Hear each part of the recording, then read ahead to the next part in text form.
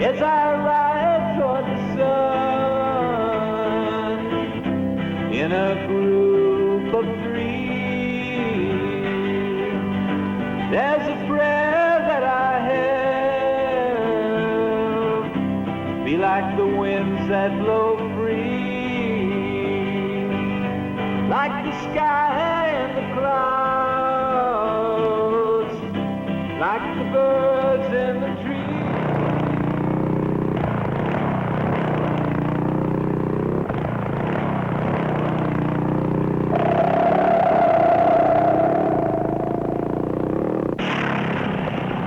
Well, we did it. We finally did it. It took us a while, but we're leaving Denver behind. Vaughn Everly, college dropout. Bobby Garcia, champion bike rider. And I'm Don Marshall, I make movies. Dick Johnson, our alcoholic cameraman, carries extra gasoline, spare bike parts, tape recorder, cameras, a couple of fifths. This slows him down some, and we have to wait on him, but we don't mind, because he's free, just like our scriptwriter. Her name is Faith. Listen while I tell you about the autumn man. Takes what he wants, never stops to give a damn. Goes where the autumn wind blows. Grabs what he can, for he knows. Freedom is what freedom does, so pack your cares and go where life is easy and the living slow. Go where the autumn wind blows. Grab what you can, now you know. Don't bother leaving a forwarding address. Nobody knows where to find the land of rest. Go where the autumn wind blows. You know, you can get bored without really knowing what's the matter. Drinking beer in some joint and watching a bunch of men on the boob tube chase a little ball around. And when the last weekend seems like the weekend before, and all the other ones seem like the last weekend, baby, you ain't in a rut. You're in a ditch, way over your head. Now, this is what we were in, but no more. No more. This can be everybody's scene, yours, ours, or anybody with a bike and some money. We left with $300 apiece. It doesn't take much. It's easy. It only takes a few days to get ready. Then just climb on your bike and point it wherever you feel like and go. Riding a bike with the wind in your face gives you a sense of freedom that is really groovy. It's inexpensive. It goes where cars can't. It doesn't have to be a super bike. A cheaper one will get you just as far. But time means a lot.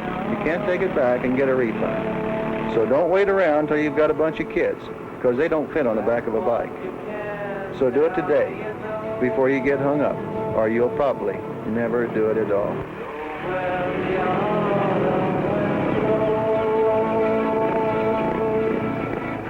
Grab what you can, now you know.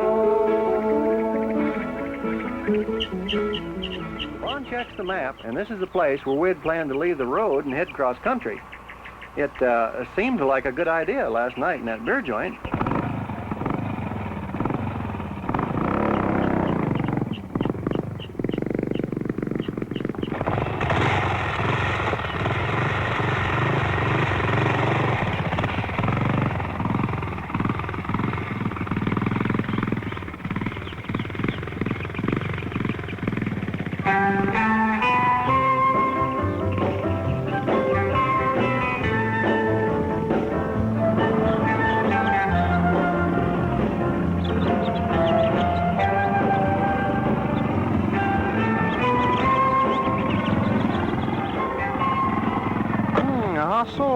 Seemed to run up against a problem.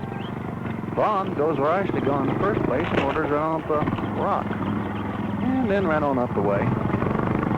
Nothing like straddling a big rock to check out your bash plate anyway. Well, Bobby's going to show us how it's done. A lesson from the old champion himself. Here he comes. Well, scratch the lesson. Actually, Bobby's not a champion motorcycle rider at all. In fact, where he got the title was zooming around the Women's Job Corps Center picking off strays. One of the biggest reasons Bobby's on this trip is one of them strays got too big to reason with it.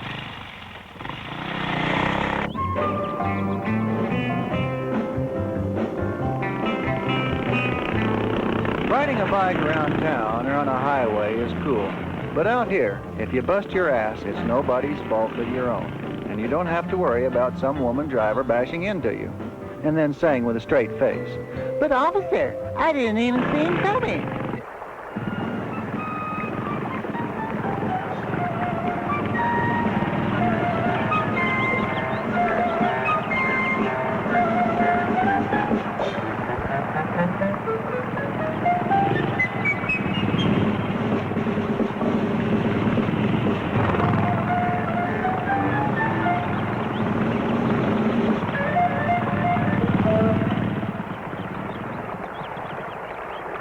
Well, there he is, pinned on his side, hollering for help and bitching about how cold the water is.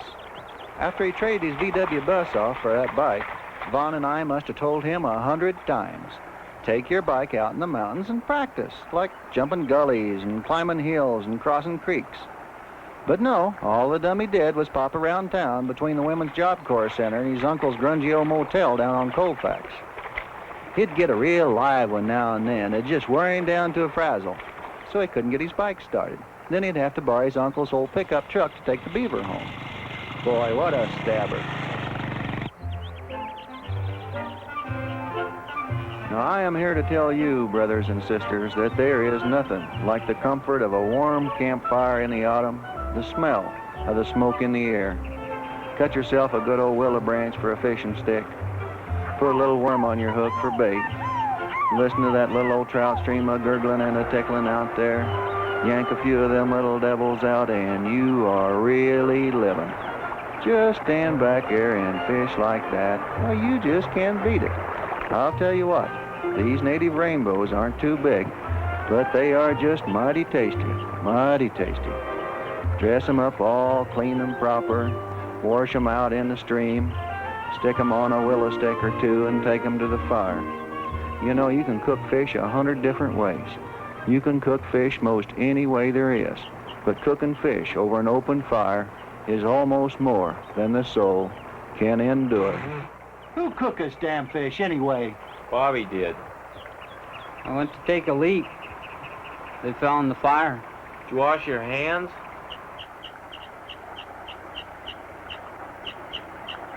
Yeah, sort of. Oh, I'm gonna open a can of Spam.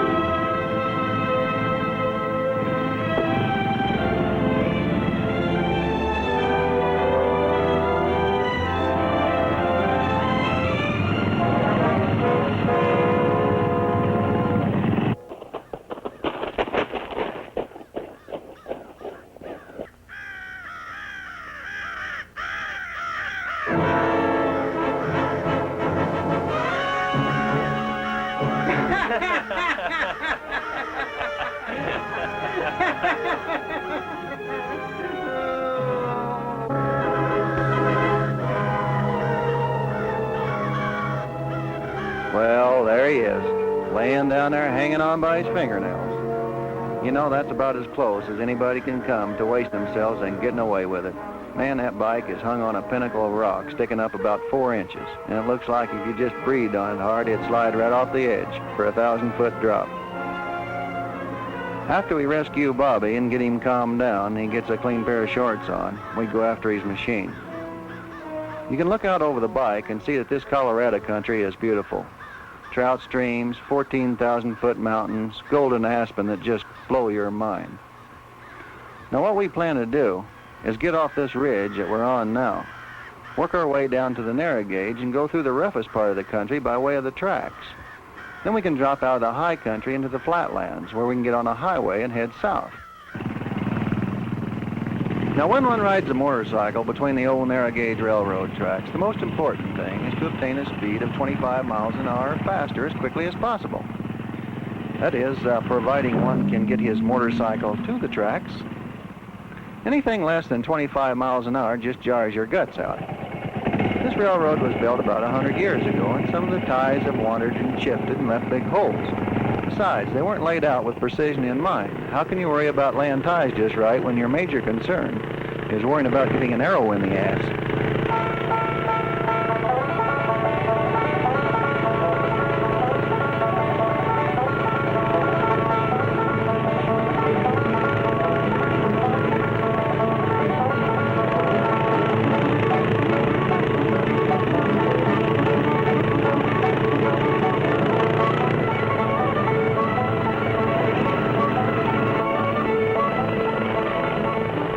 When you first enter a dark tunnel, with your eyes adjusted to the bright sunlight, you can't see anything. But the first guy can't slow down because the second one might not. And the second one can't slow down because he knows damn well the third one won't, because that's Garcia. Man, he can't even find the brake pedal.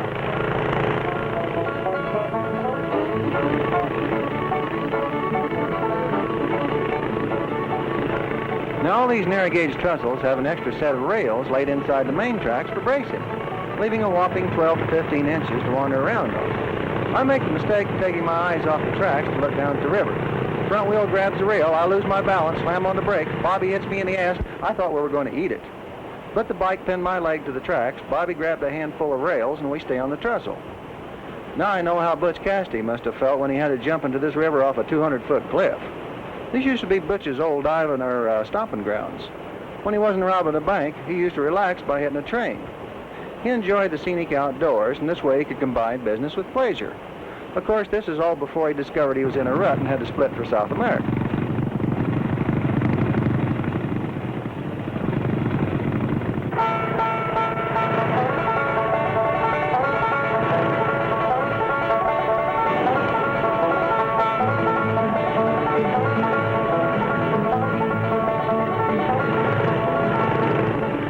Damn, another tunnel. And it must have a curve in it because there's no light shining through the other end. Oh well, what the hell. Probably nothing but a giant grizzly bear laying here asleep, and we'll hit him and piss him off. Bobby will do his thing. Well, what do you know? Nothing happened. All the way through, nobody even stumbled. Now we can relax a little bit and sit back and enjoy the scenery. And everything is going to be all right.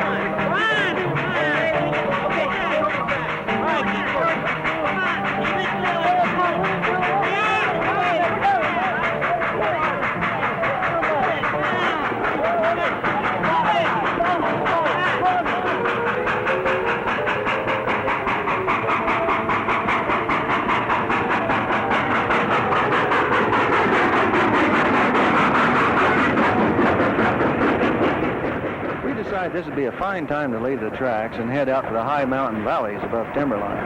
Besides, Bobby's body's beginning to show signs of failure from falling on the tracks so much.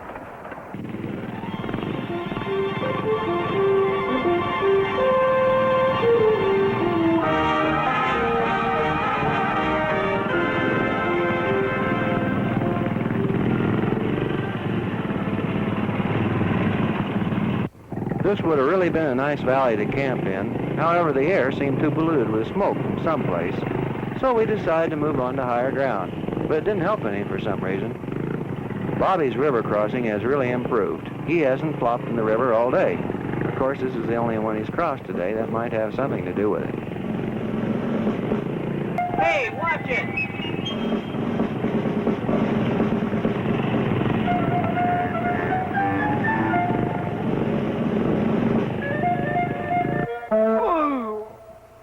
You know, Bobby's just like a cat, with one big difference. He's got the 9 lives, but always lands on his head instead of his feet.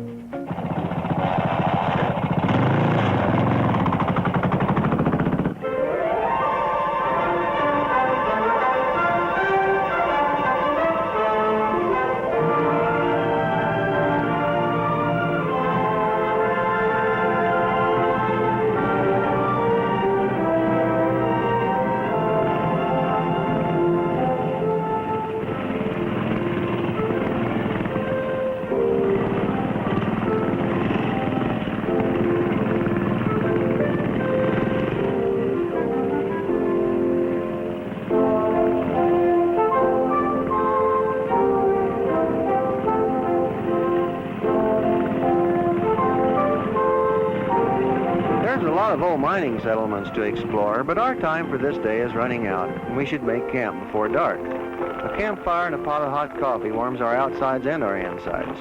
We're at about 13,000 foot level here. As we've climbed, it seems like everything else is lowered, like the clouds and the temperature. Horsepower on the bikes has really come down, and so has ours too.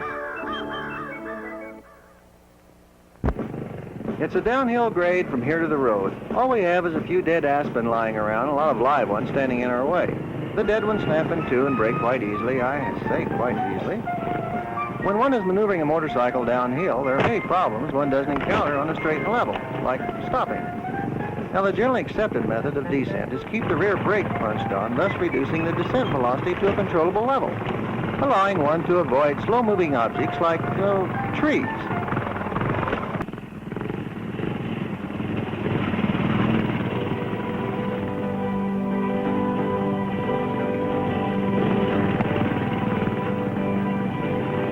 As I ride toward the sun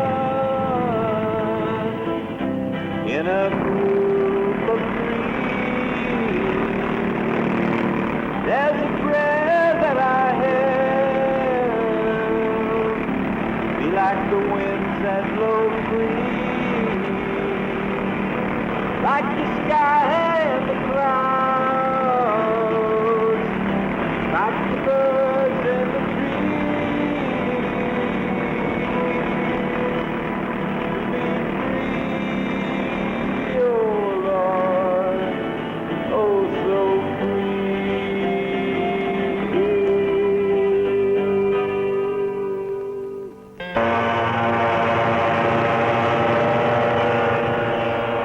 Some little dude honking along on his chimp chopper. Now, that's the first time I ever saw a bike with an ape hanger on the back.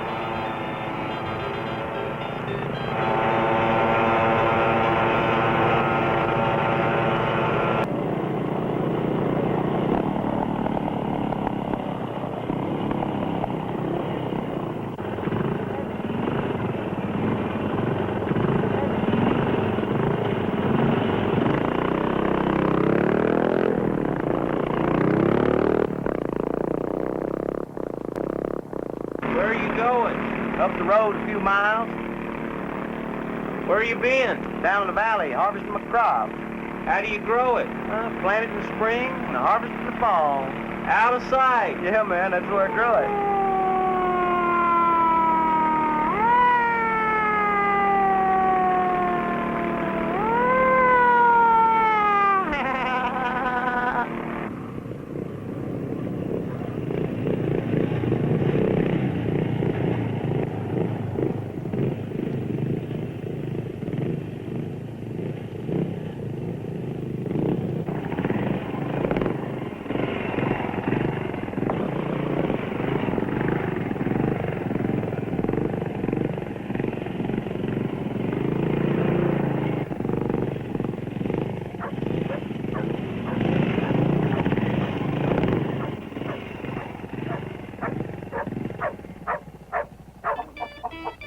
much. You guys just came to town, huh? How'd you get here? Oh, we saw Friedman hitchhiking on the road. Too much with his bag of weed? Yeah. Oh, damn, huh? Well, yeah, this is an old town here. You're welcome. You know, people have been stopping here for 300, 400 years, you know. Is that right? Yeah, Spanish set this town up in 1661. 1661. Yeah, right. Wow. We got, well, look around, you know. There's all these old buildings, you know. We're fixing them up. You guys have got quite a few buildings around here, haven't you? Sure, it's a town, you know. It's an old town. It ain't changed. There's 25 people here now. There've been 25 people here for a long time. It's an old Spanish village, then, huh? Yeah, before that it was an Aztec village, and before that it was, Hiya. Slow runner? No, I wouldn't let. You fuck everything around here, don't lay? Are you one of the guys on the bikes? Yeah, when it's not on me. What are you plucking that for? I just me. Hungry? Yeah, sure am. Want some? Chicken? Whatever. Yeah, I'll tell you whatever. Oh, come on.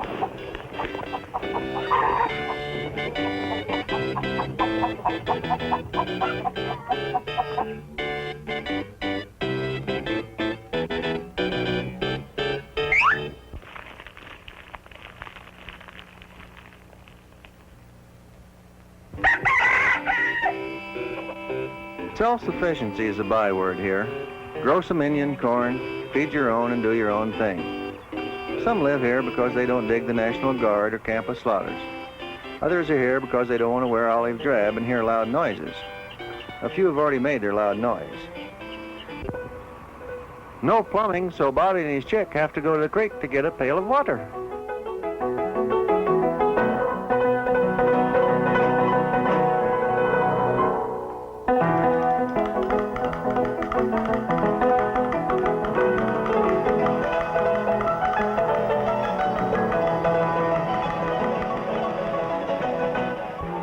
Ooh, wow.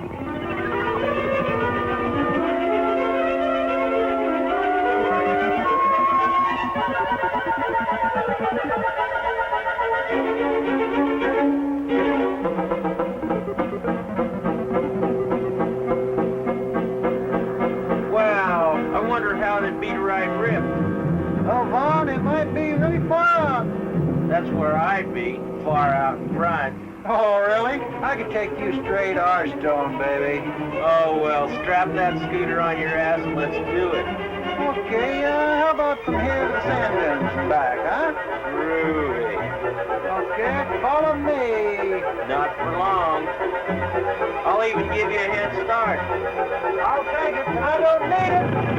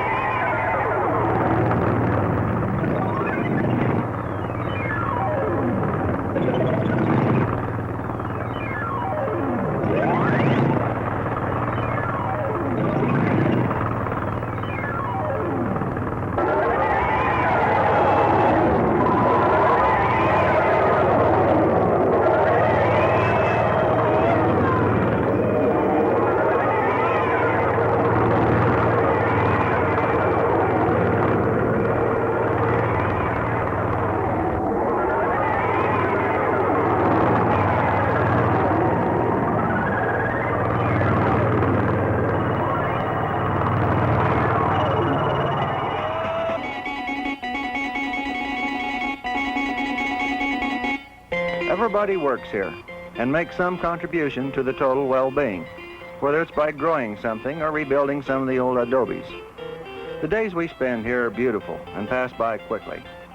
Time is only measured by the length of our beards, and mine is getting a little long and starting to itch some. But I found an effective cure, and it doesn't bother me a bit. It really gets your head so you can do those little things that you always wanted to do, but were too straight.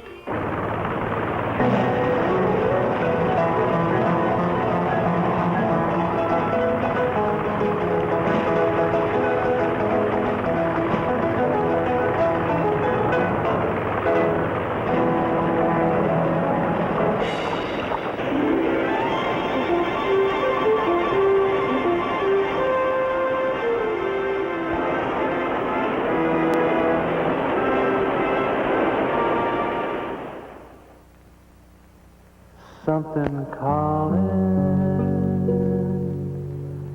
something calling, must ride on, must ride on. It's not that I don't want you, it's not that I don't love you. It's not because I've had you that I must ride on. Something calling, must ride on, must ride on. How you guys coming with yours?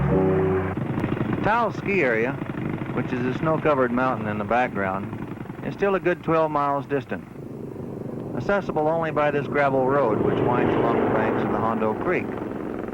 We motor up this road and gain about 3,000 feet on our way to the bottom of the ski run, which lies about the 10,000-foot level. After thawing out in front of the fireplace at the St. Bernard Lodge and downing a couple of Swansea Oofs, we pile into the well-stocked rental shop and sacrifice our feet to the ski gods by strapping on a pair of fiberglass instruments of torture called ski boots. Then we clump and stumble our way to the ski lift and swing our way to the top of the run. The Taos Ski Area is noted for its long, steep runs and light powder snow, and doesn't need a snow cone machine to keep its runs in shape. 8 feet of snow that just falls out of the sky does a much better job. Taos actually has runs for everybody, from the super beginner to the super sexpert. Standing at 13,000 feet, I look down from the top of the world and say to myself, "Self, that sure do look steep, man." But Bobby and Vaughn shove off, so rather than stand here by myself and look stupid, I shove off and look stupid.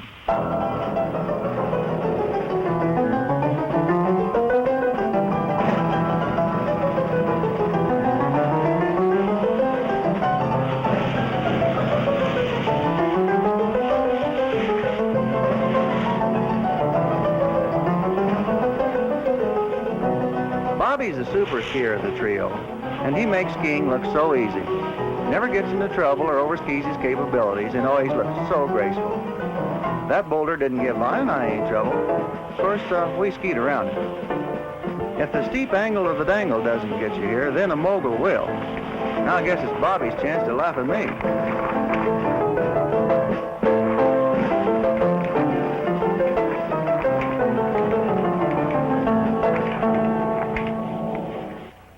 Now, one of the greatest things in skiing is the break-off binder, which is much less painful than the old break-off leg type. Skiing, unlike motorcycling, is a full-time, full-throttle thing with no brakes to hold you back.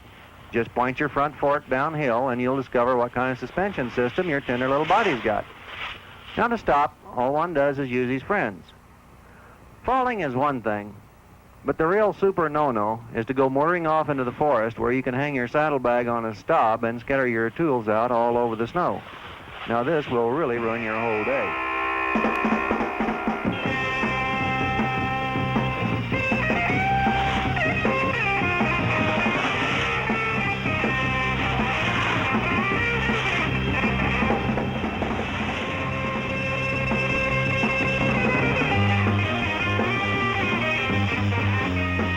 Now, when a friend is not readily available, all one has to do to stop is get on a back brake, drop it down a gear, milk on the front brake, and smash into a pine tree.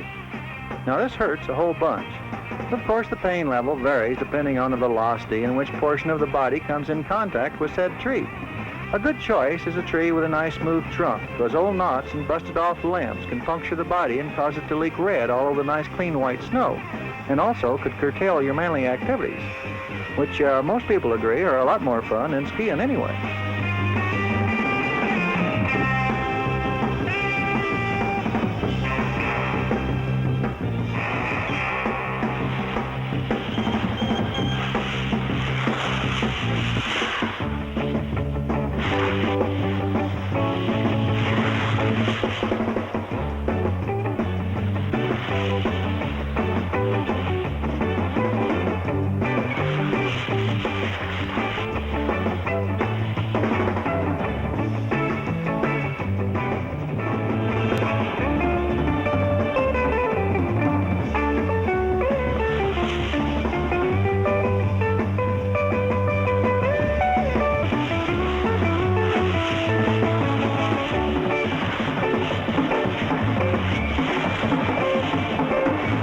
There are three basic forms of skiing. Bobby uses the angulated and relaxed French Jean-Claude technique. Behind Bobby, Vaughn employs the upright German Reinhard Mueller type parallel. And of course I used the modified South African George Washington Macumba style. Well, enough of this ski talk. Let's get down to the really important business. Ski Valley offers inexpensive accommodations and gourmet cuisine that is really far out. Taos After Dark has entertainment for everyone. If you wish, you may imbibe in the lounge atmosphere, dance a little, play with ski bunnies, or sit by the fireplace and squirt some wine and warm your sore muscles.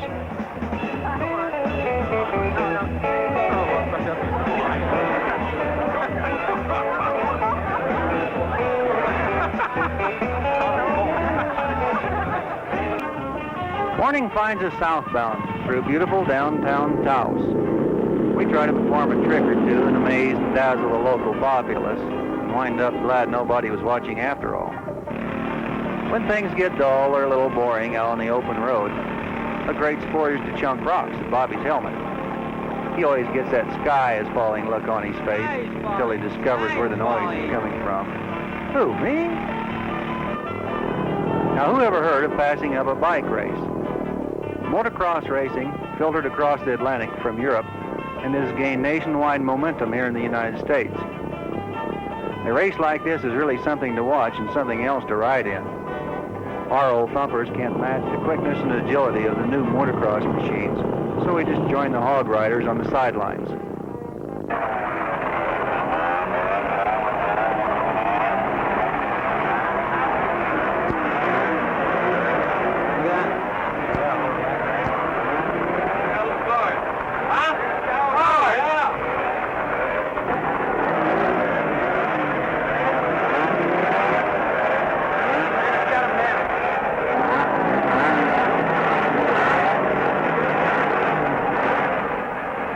Comes Bobby on the scent of one of those really big mothers, using a box of Cracker Jacks with his little prize for bait.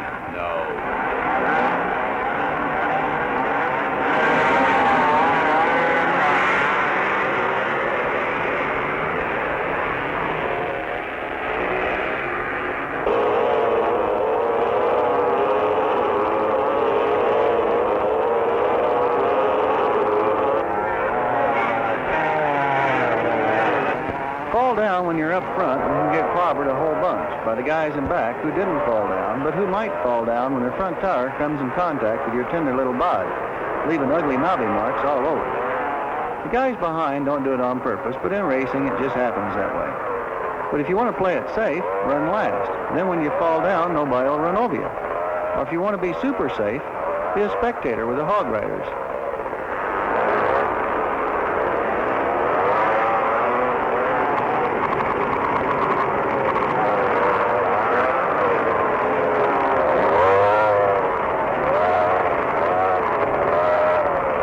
As you're standing there watching watching the motocross race, it's not too apparent that some of these muddy old machines cost around $1,400 or so, plus $50 or more to make them run faster. Then you try to work on them with your handy-dandy Crescent wrench.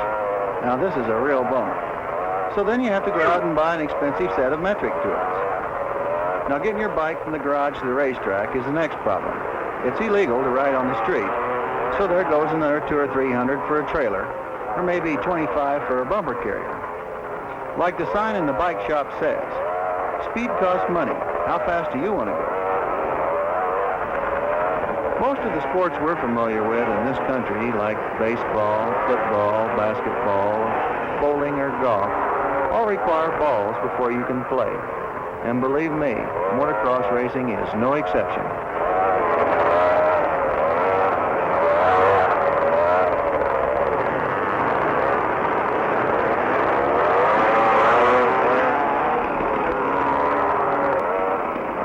You can get up with a little help from your friends. The bigger bikes come off the jumps a lot faster and go much further. But in comparison, the little guys go just as fast and fly just as far, but land considerably harder. The suspension on the larger cycles are designed for this type of thing, while some of the mini bikes have practically no suspension at all. Watching the kids turn into little tigers can be quite a sight. Some are natural riders and look like they've been glued to the footbridge. But really, they all do a pretty damn good job. Whether it be a maxi bike racer or a mini bike racer, everyone has a number, so you can tell the winners from the losers. But even if you do lose, getting out there and strapping it on leaves a feeling with you that you won't soon forget. She ain't got a purse, but she don't need one, man. Anyway, it's time to split.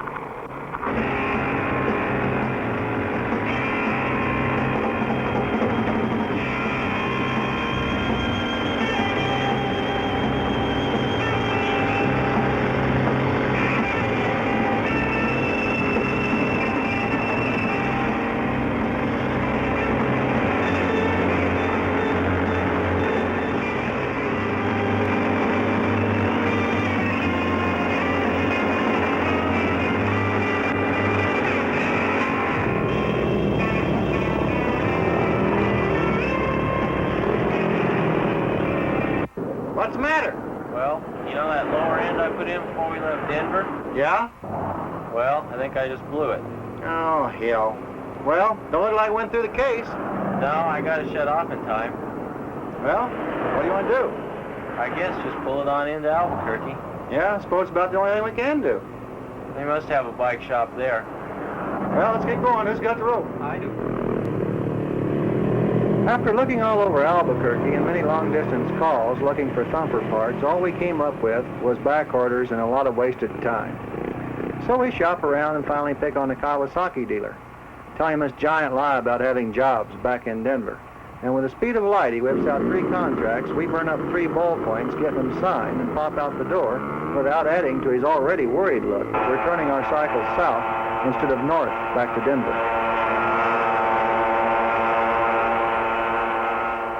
The 175 Kawasaki's are smaller than our old thumpers, but they perform a lot better. They're new, and if we need them, we can get parts as far south as Panama. Hey, we're in Mexico. Boy, you know everything. How do you know? You just crossed the river. Oh. After we clear customs, I want to get one of them hand-tooled leather purses for Mother. Ha ha! I know just the place. Ay, mira, que entraron aquí. Ay, qué lindo, qué chulo. Ay, mira nomás, mira nomás. Look at all the chicks in here. Oh, darling, you buy me drinks, okay? Darling.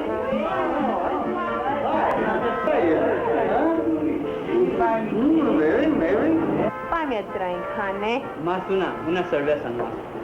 You don't buy me no drink. Why you not buy me no drink?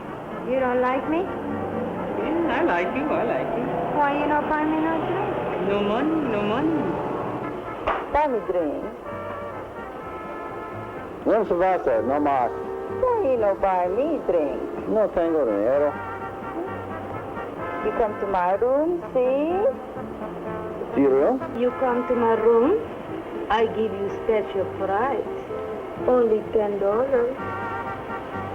Well, oh, Mom didn't need a purse anyway.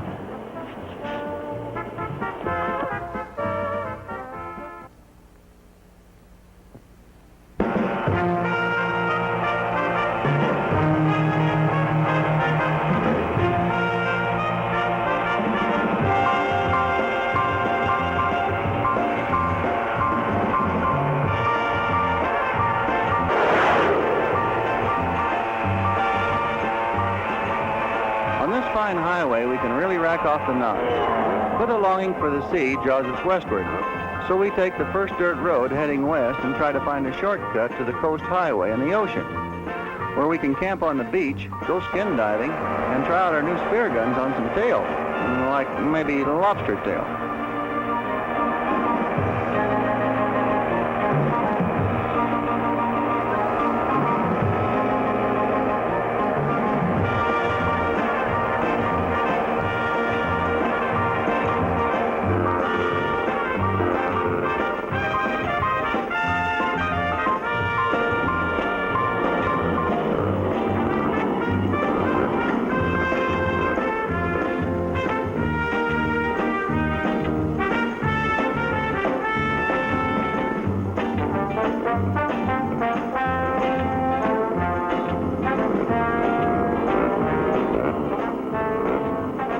Hey, man, did you see them cows out there? Yeah, I was just looking at them. What kind of cows are those? Black Angus. Black Angus?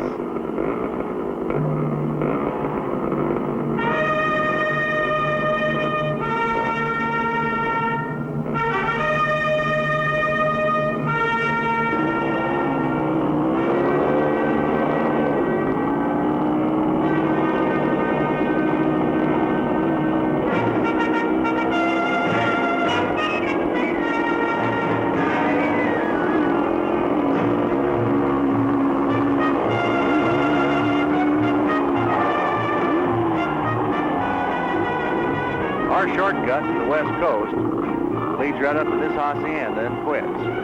After much arm waving and good-natured translating, Bobby relays the information that we've been on their driveway for the last 15 miles.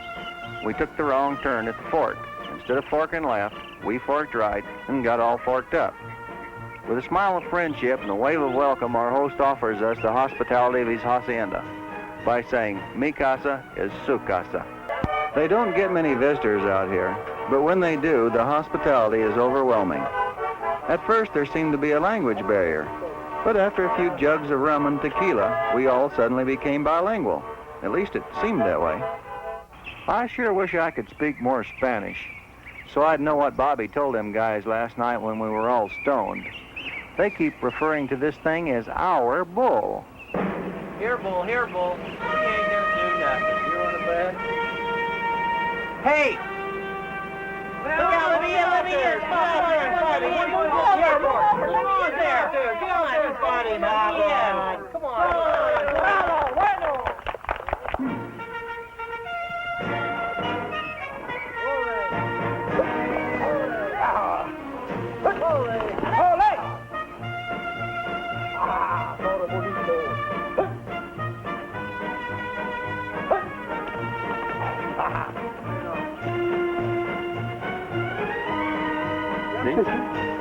Hey, hey.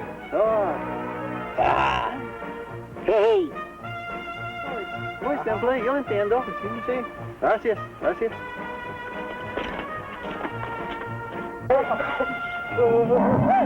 Mira, toro. Hey, bull. Mira, toro. Hey. Mira, toro.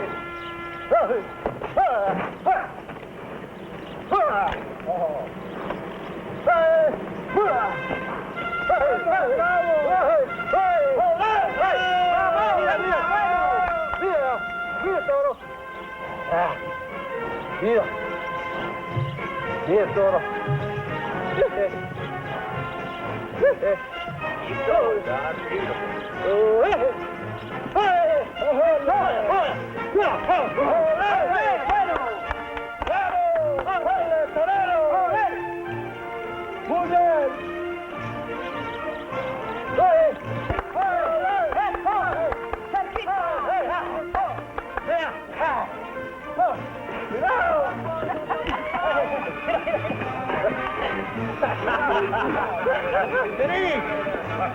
Go on out there, man. Like You'll really this? enjoy it. Yeah. I don't know if I want to Right. do this or not. I don't know if I want to It's really fun. do this. Yeah, the little bull comes over there, you just hold out that red thing, man, he goes up. Here he comes. Hey, Come on, hey, now, look get out. over there. Oh, stay out there. Come on, stay out there. Hey, you ought to see the one they're bringing in next. He's twice as big as that one.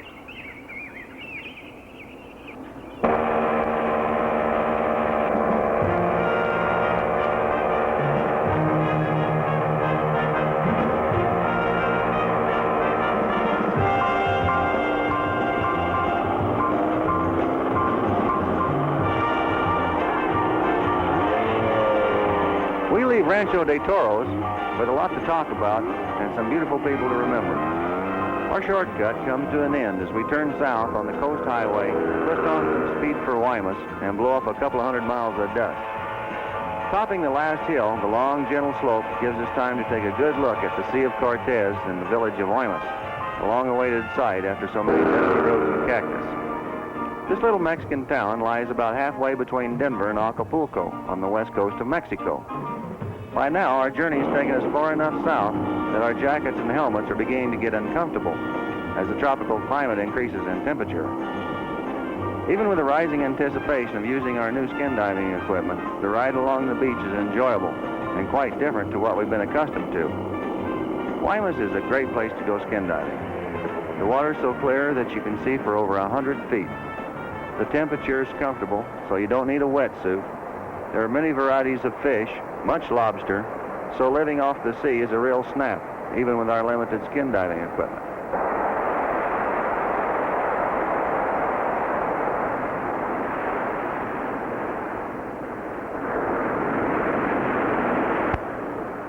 Vaughn goes down to have a look around. We put the camera in a plastic bag and follow. Scuba equipment would have really been great, but there was just no way we could carry it on the bikes, and we figured there wasn't any place to get the air tanks filled anyway. So we just snorkel it and hold our breath while grubbing around in the rocks looking for our supper. Vaughn and I are using small rubber-powered guns, while Bobby's fortified with a thing called a bang stick. It has a power head on the end, actuated by a .38 Special, and is supposed to take a shark up to 1,000 pounds. Bobby really lost his cool when he found out there were a lot of hammerheads in the area that go over 2,000 pounds. I got a small snapper cornered in a cave here, waiting for him to turn sideways so he'll make a better target. The size is not much to brag about, but the flavor is. These snappers are really a delicious morsel. We'd figured from the start that once we reached the coast, we'd camp on the beach and spare all our meals from the sea, so that we wouldn't have to blow our bread in hotels and restaurants. Vaughn kind of had a hankering for lobster, so he goes down and plucks one out from under a rock where he'd been hiding, it thought. Bobby sees a nice-sized grouper go under a large rock, so he goes down to investigate and finds the curious grouper looking at him face to face. So he pops him between the eyes with a bang stick, and that was the end of Mr. Grouper. He never knew what hit him, or her, whichever the case may be. It seems our idea of living off the sea is really far out. We can take more fish than we can eat, so we trade the larger ones to the natives for fresh vegetables and fruit, and some we can even sell for money. The rest we keep for ourselves, stick them on a spear with some other goodies, and make kind of a seafood sis kebab. Since our first experience with the trout, we've learned a lot more about outdoor cooking. The main thing being, everybody cooks their own.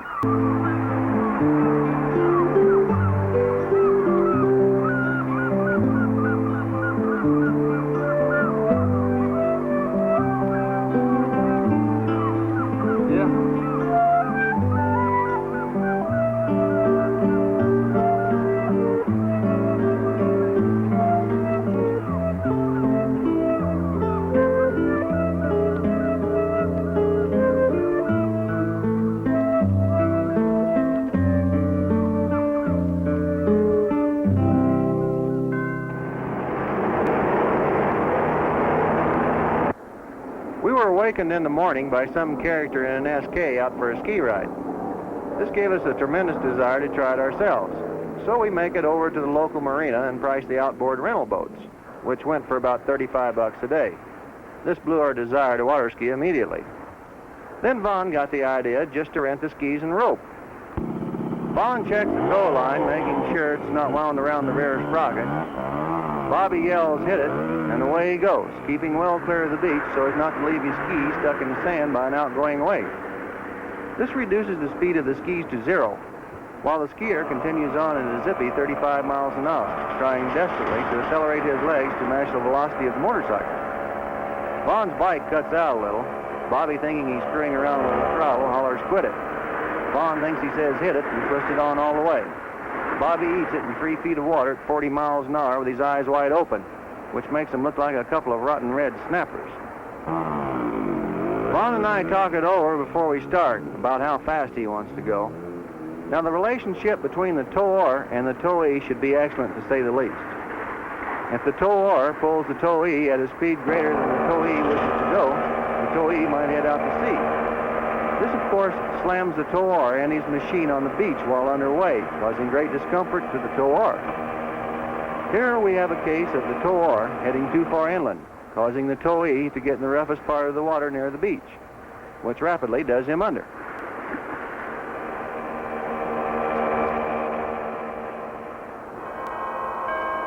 We ditch our helmets, get cooler clothes in Limas, keep it south on the coast highway, and arrive in Mazatlan with cooler heads and cooler threads, with our Denver jackets stuffed in our travel bags.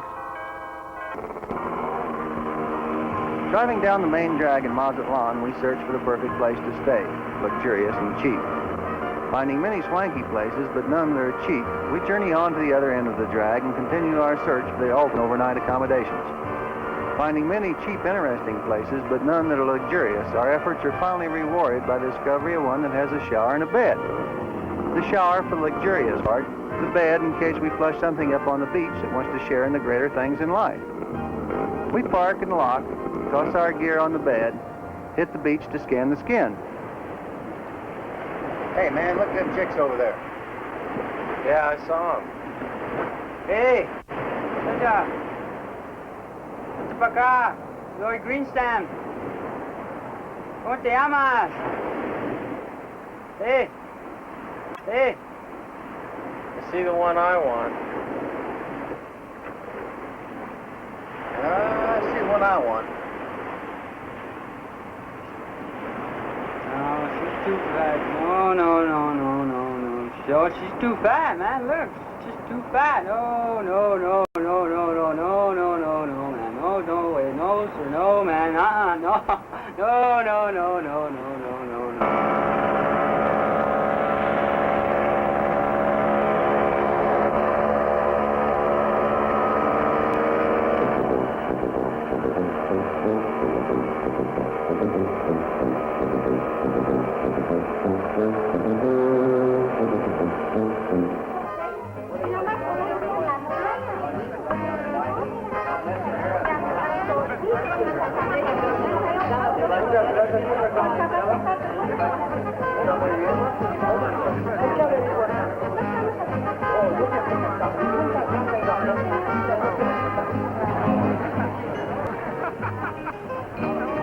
¿Usted vive aquí en Mazatlan? No, yo no vivo aquí en Mazatlán, yo vivo en Acapulco. Allá trabajo en un hotel donde rentan carros para los turistas que vienen a visitar la ciudad. Muy bonito para allá, ¿no ha ido usted allá? ¿Ah? ¿Qué andan haciendo ustedes por aquí? No habla inglés? No, yo no hablo el inglés por nada. Usted habla el español. Banco de México. Yo nomás ando así paseándome con mis amigas y convive verano en vacaciones. ¿Y usted qué anda haciendo aquí? ¿Quiere pasear en mi motocicleta? No, bastante con su bicicleta. Ya me bojan todo el pelo aquí. A mí no me gusta ni andar así.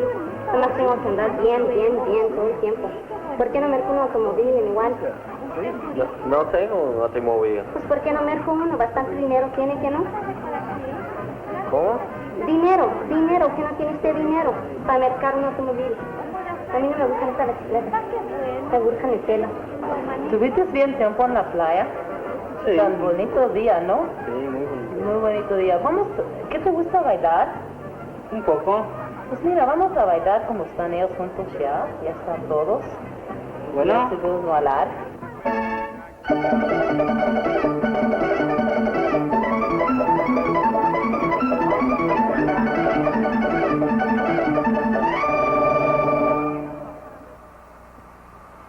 How'd you guys make out last night?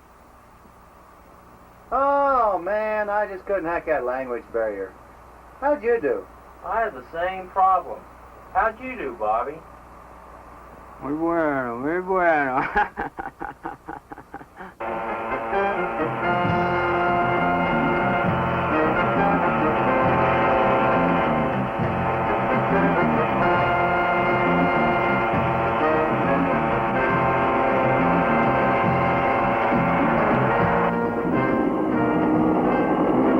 In hustling, bustling San Blas, fight our way through the lunch hour rush and barely squeeze through the traffic jam between the church and the plaza, caused by the chief of police when he double parks his bicycle to go to confession.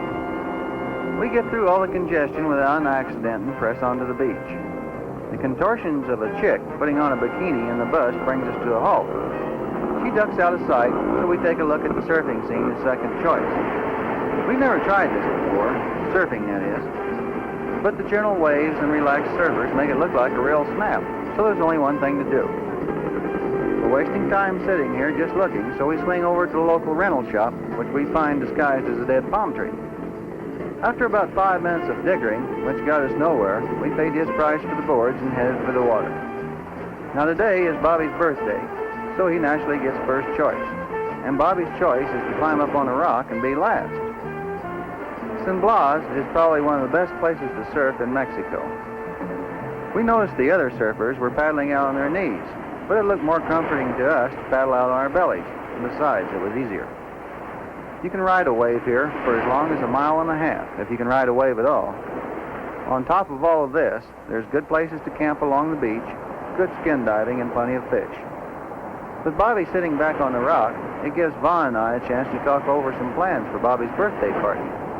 We figure after we get enough surfing, we can swing down the beach, set up camp, get a jug of rum, mix it with a little coconut juice, and have a real blast.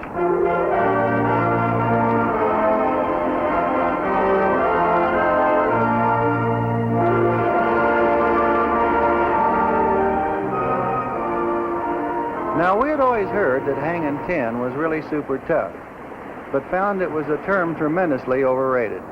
It didn't take us any time to catch on. We did it right off the back of the board. Surfing at San Blas is very similar to surfing the Bonsai Pipeline in the islands. The waves at both places are made out of water. Cocktails grow on trees here. All you have to do is grab a coconut, cut a hole in it, and add some of that good old $1 a bottle rum. Now, physical conditioning is of the utmost importance to a surfer. Paddling out to catch a wave, making long fighting rides on a pitching, twisting surfboard, then struggling with a savage undertow after falling off in 50 feet of water takes a lot of stamina.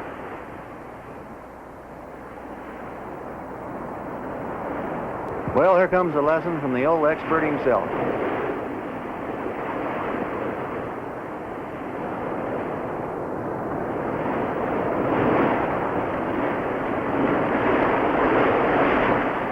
Time seems to run together here. One experience isn't clearly separated from another. It's not that we're in a hurry, because we've got all the time in the world. Each minute is so new and exhilarating you can't believe it. It sure beats working all week, boozing it up in some smoky bar, or sitting around watching the world go to hell in living color, and still ending up just before payday, flat broke as usual.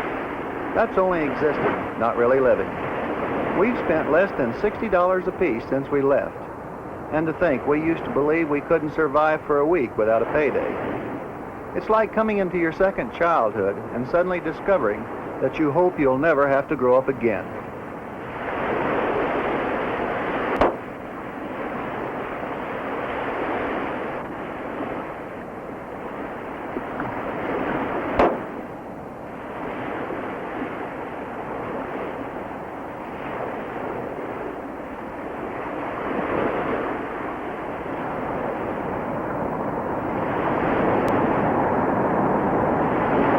Kidding aside, surf and really surf well, it'd be one hell of a big blast.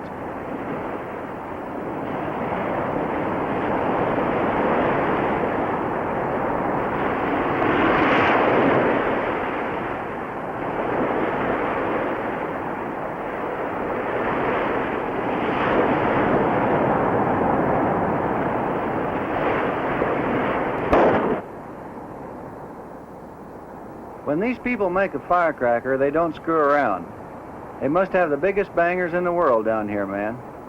When Vaughn went to the village after the rum, he really got carried away at the firecracker stand. In Mexico, fireworks are used for most any celebration and can be purchased about any place, any time. They work out great for Bobby's birthday party, but we make like a bunch of gringo litter bugs and trash up a whole bunch of virgin beach with little tiny pieces of paper. Vaughn's going to have to clean it up before he leaves. After all, he's the one that made the mess.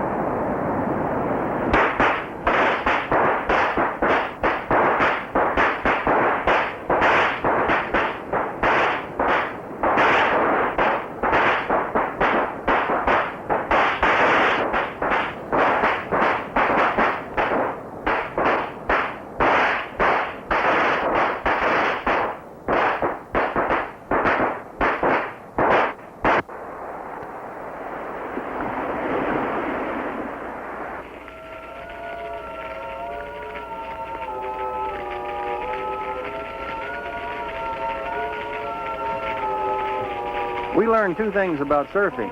One, it's not as easy as it looks. And secondly, it sure do make you work up an appetite. So it's time to head down to our seafood supermarket where everything is guaranteed fresh. After scratching around the bottom for a few seconds, I get another lesson. That's about rum and coconut juice. Rum and coconut juice definitely makes the fish faster and harder to see, the spear gun more difficult to aim, and your lungs about 3 sizes too small, so you can't hold your breath as long. The only advantage the rum seems to have is you don't worry as much about the bad underwater varmints like toothy sharks and fag octopi or them poisonous little spiny critters stuck on rocks. Everything seems to move too fast, so it's up to the top to look for something bigger and slower.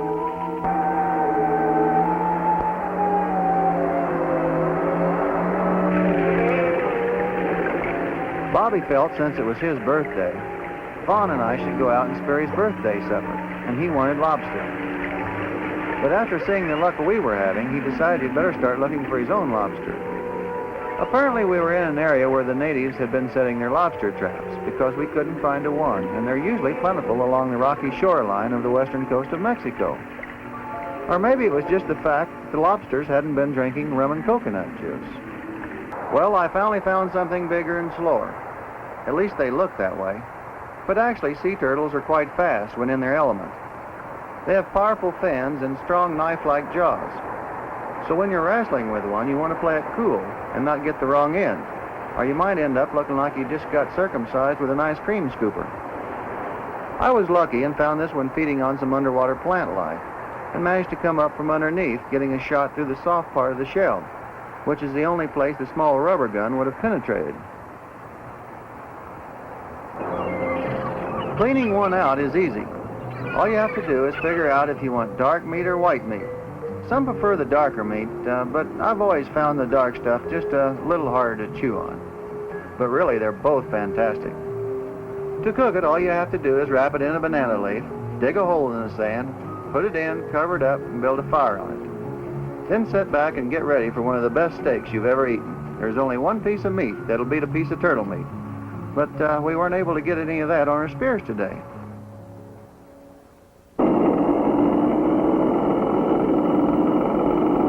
The next morning, the motorcycle traffic on the beach seemed unusually heavy, so Bobby translates and finds out there's a fiesta in progress in a nearby village. Instead of the traditional bullfight, they're having a motorcycle race.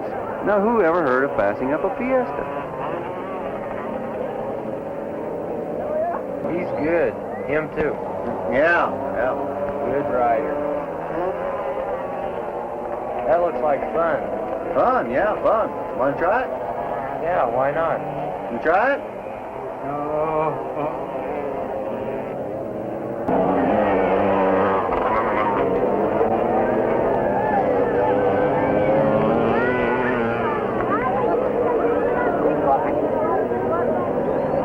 Budgeon, will you?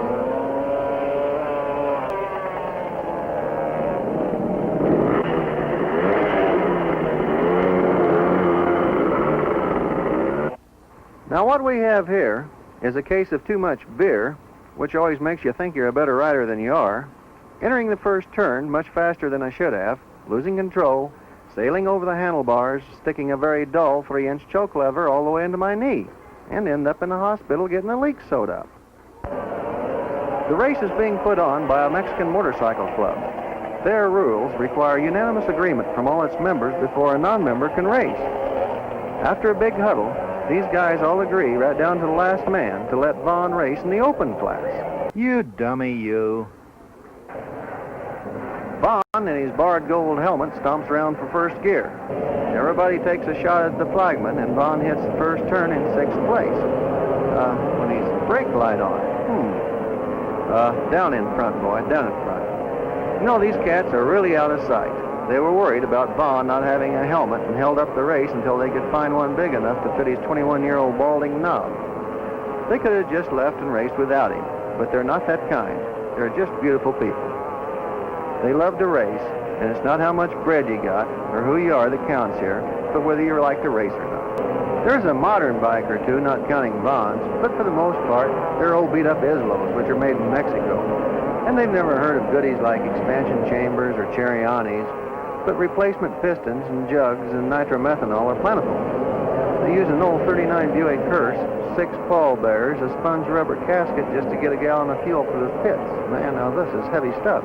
Vaughn has worked up from 6th to 3rd place. As they round the last turn, moves up to take the flag for 2nd spot. Knit 1, Pearl 2. The winner gets to ride the Village Beauty Queen around for 1 lap. Of course, 2nd place gets her brother.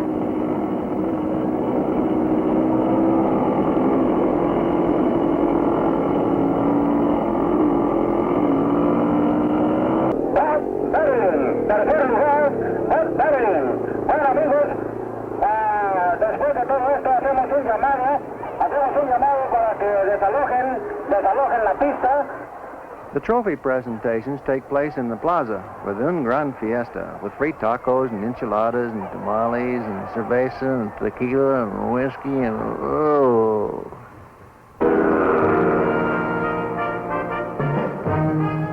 Acapulco was a loser from the word go. The other places we'd been just kind of popped up in the road, so we'd heard about Acapulco ever since we were kids. The best part was the road in and out. A fun highway with groovy curves that just seems like it was built for our fun machines. Speaking of fun machines and groovy curves, we get a big smile, but that's all. After Bobby's cycling demonstration in the middle of downtown Acapulco, a kamikaze pilot went on the road with us. The man with a gun says no beach camping. Hotels were too expensive, so we head south. Leaning around the curves with the wind in our faces on our highway in the sky makes Acapulco's big hotel seem small and insignificant. Who needs them, man? Arriving in Oaxaca, which is pronounced Oaxaca, we push right on through the traffic trying to keep our pace up to the Guatemalan border, which is just right on down the road a piece.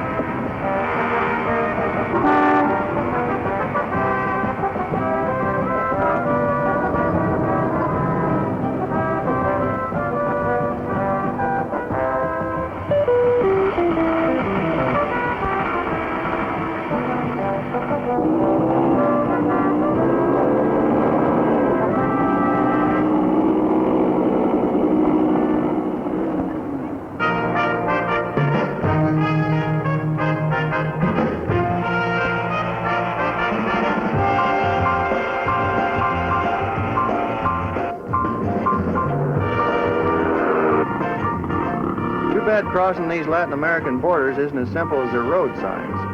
Everything's expensive and time-consuming. We thought we'd come a long ways, but this cat had ridden a 90cc all the way from Seattle, Washington, and was headed for Panama. But he had had a lot of trouble with it along the way. We blasted across Guatemala with its orange groves, fast roof houses, clear jungle streams, extinct volcanoes, and pull up to the El Salvador border, hoping we wouldn't have to buy another $10 visa like we did when we entered Guatemala. And we did. They made us buy a $12 one here. The clear jungle streams we pass get to be too much of a temptation. And after what we had to pay to get in the country, we figured we owned half of this river anyway. So we pull over and stop and peel off our boots and our shirts and put on a diving show for the local kids, who seemed to enjoy it about as much as we did by doing it.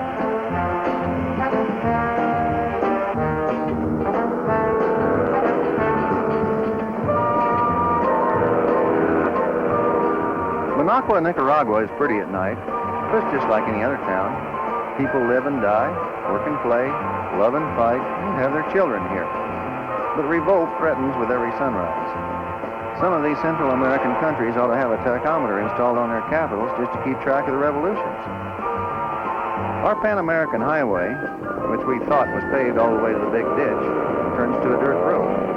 Buildings and paved streets turn into grass shacks and mud holes. And our good old corn tortillas and tacos and enchiladas turn into rice and soup. Living on the beach is a lot easier and better than motoring around on a bumpy jungle road. We're not equipped for jungle hunting. Our spear guns are about the only type of weapon we can cross the borders with. And they don't work too good on jungle cats or big snakes or thick-skinned alligators. We've been paralleling the ocean for quite some time now, looking for a road that cuts over to the beach. But it just doesn't look like there's any other way except through the jungle. Bobby seems to think it's only about 15 miles across this patch here, and it should be a real snap. So out with the maps, and we agree with Bobby. It looks pretty good. 15 miles ought to do the job, and we'll be off dusty roads and back on the beach again. Now, not really realizing what we could get ourselves into, like a lost, snake bit, or getting snapped up by some big pussycat, we get it moving. A hole appears, and we try it on and plow into a solid wall of grass, but manage to keep it going right on through.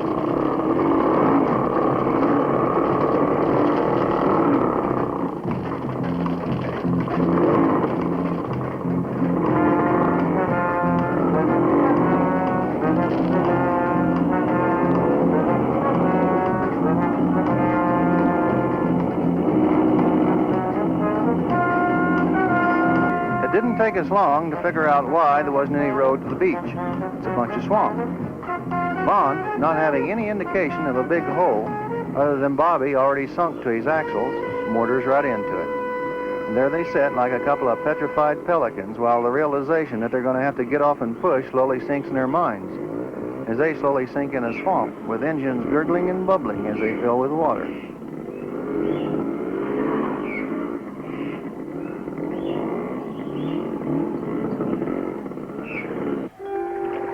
The push to higher ground through the leeches and oozy mud was a stinking job.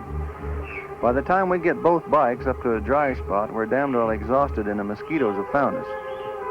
Drying out the engines and getting them to run again while being eaten alive by mosquitoes takes much time. When we finally get them started, the sun is setting and we've got a night in the jungle facing us. And just the thought of laying out our bedrolls on the ground among all of nature's little creatures is just plain sickening. But we got no choice. Hey, Bond, something in my bedroll.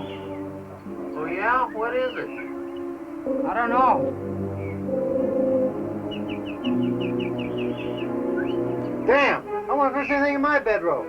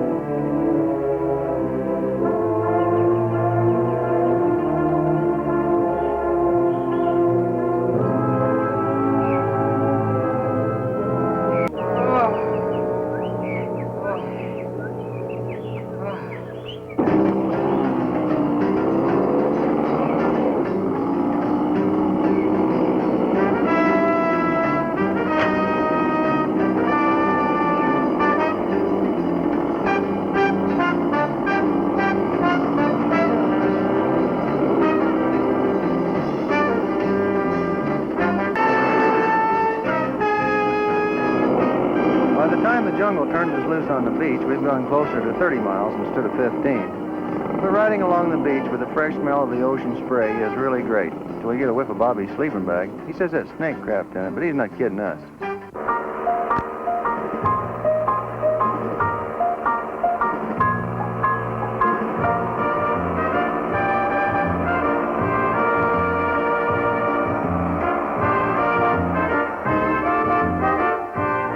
Just like home sweet home to be back on the beach again, and we make it down to our seafood supermarket for our supper.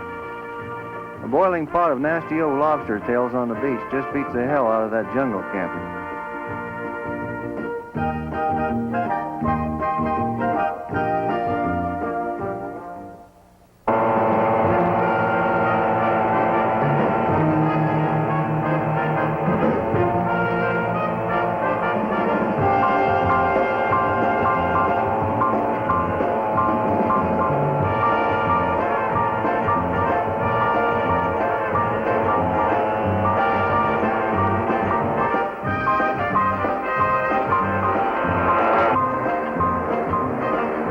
If we continue south on the beach, we're going to be in Panama illegally.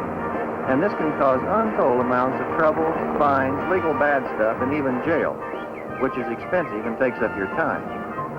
The only way to get into Panama legally on the ground is by way of the Pan Am Highway, which is kind of paved in the southern part of Costa Rica. The only place to purchase visas is on the highway at the Costa Rican-Panamanian border station. By now, we've got to be old hands at the border crossing gate. When the hand comes out to the loop, we say, okay, and we'll take a receipt for the money.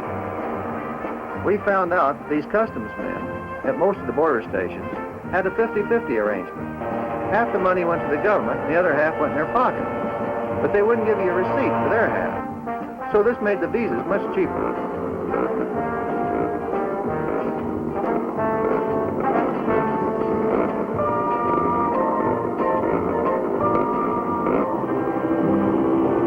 Well, we finally get a look at the Panama Canal, the really big ditch. But being here is kind of like being back home, because everybody speaks English and the prices are just higher than hell. It's hard to believe that we've come so far in such a short time on so little. We didn't really know what to expect of Panama. The canal zone is ran by the U.S. government, and it turned out to be just one big military base, which really didn't turn us on too much.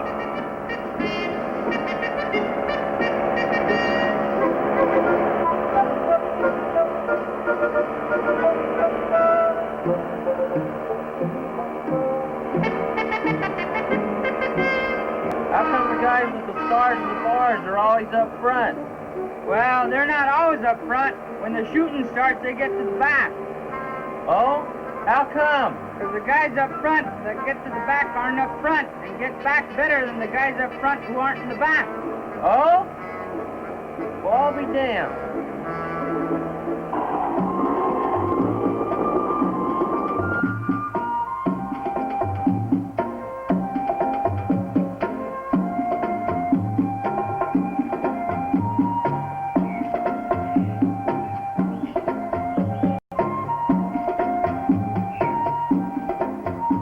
Checking into our $2.50 a day executive suite on the ground floor, our guide shows us the way through the maze of other executive suites, which were all vacant, so we select the closest one to the shower and bathroom, within range without having to use a bike, which was damn fortunate, for Montezuma has no friends when it comes to revenge. A flip of the shower is won by Bobby, and the water, of course, is all attempt, but it gets you clean. A heavy thought hits us as we watch a ship being towed from one ocean to another. How tough it must have been digging that damn thing. Watching ships in the canal doesn't help our problem. We've been infected with a rare and strange tropical disease called the horny Ithacus grandimus, and becomes terminal if one does not seek aid immediately and real soon. After a 10-minute search bordering on sheer panic, we find 3 specialists at the local horny Ithacus Control Center who offer some fantastic solutions. When one is selecting a specialist, and time is the utmost consideration, one must realize the ability to communicate is paramount, and that beauty is only secondary to necessity. In other words, grab an English-speaking beaver. Sign language can get you put in jail. Bobby's working on something really big. Being the smallest doesn't necessarily mean your problems are of equal size. How big a lion you're man enough to tame has always been a good rule of thumb, regardless of what size jaws it's got. Speaking of jaws, thinking back to Denver, it seems as though it was another lifetime. Actually, it's only been 4 of the most rewarding and fulfilling months of our lives. But we're almost broke. If it hadn't been for Bobby's credit card, we'd still be picking bananas in Panama instead of riding home with him. So now we'll cut some film and then off again to wherever she takes us next time. So if you think you're in a rut, here's how you can get out, and it doesn't cost a fortune. Each minute is so new and exhilarating you won't believe it. Just grooving on life with the wind in your face will keep you on a constant high.